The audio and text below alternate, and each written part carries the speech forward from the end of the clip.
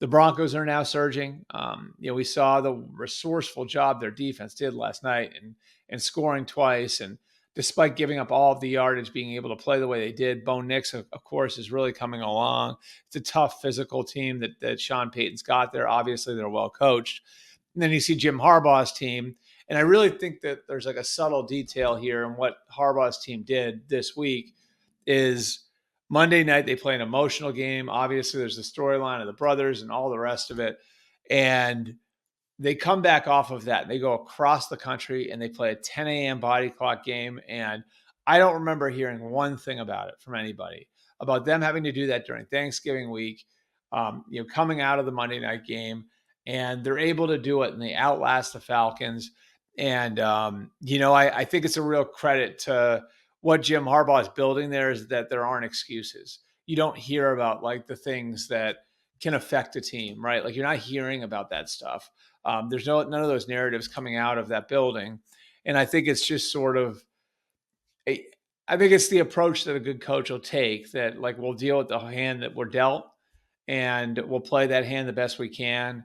And when you're focused on that, you're probably going to win more hands than you lose. And they won that hand. They won with that hand on Sunday in Atlanta. And they did it without J.K. Dobbins. So they had to win a different way again. And they did it relying on young players on defense. Derwin James was obviously otherworldly. This is one of those big Derwin James games. But, guys like Tarheeb still, their rookie class, what they've been able to get out of those guys, in the secondary, I think it's a real credit to what they're building there and why this team should continue to get better. They've got one of, if not the best defense in football. They've got a really good running game that took a hit with J.K. Dobbins going down, but I assume they're going to get it figured out. And, you talk about these strengths, and it can even take you a while before you get to Justin Herbert, which, as I've maintained all along, is such a huge key to who they are.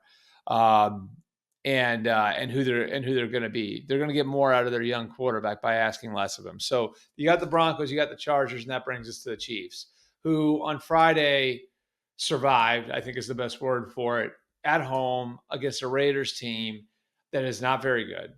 And it took a circumstance at the end of that game for them to scratch it out. Now, credit to them. That's the way the Patriots won for a lot of years. I've made the comparison between the Chiefs and the Patriots. It does feel like the Chiefs for right now, at least, are running on fumes a little bit.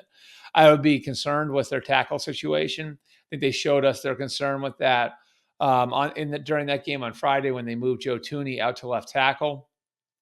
The pass rush has been an issue, and I think getting Charles Omenihu is gonna really help. How much will it help? We'll see. Corner, very clearly, that's a problem as well. Outside of Trent McDuffie, the losses of L'Jarius Sneed in the offseason and Jalen Watson to injury have really been felt. So can they figure all of this out? I think the left tackle situation is TBD. We'll see what DJ Humphries has left. Wanya Morris and Kingsley Suimataia have not done the job to this point, which is why you're in this mess to begin with. So TBD on the left tackle situation. I think the pass rush will get better. I think having Omenihu back is going to help. Karlaftis is playing well. And Chris Jones is Chris Jones. So I think the pass rush will help. We'll wind up working itself out. I think that'll help them be better in the secondary. But they still have to figure it out there. Playing safeties at corner and moving guys around kind of shows again the desperation. It's the same as playing a guard at tackle on offense. When you start moving safeties in, you've got like Najee Johnson moving from inside corner to outside corner. Connor, again, the safety playing in the slot. It sort of tells you where you are. You're moving guys out of position because that's the spot that you're in right now. And so the Chiefs have that to figure out. The pass rush can help. The left tackle situation, we'll see.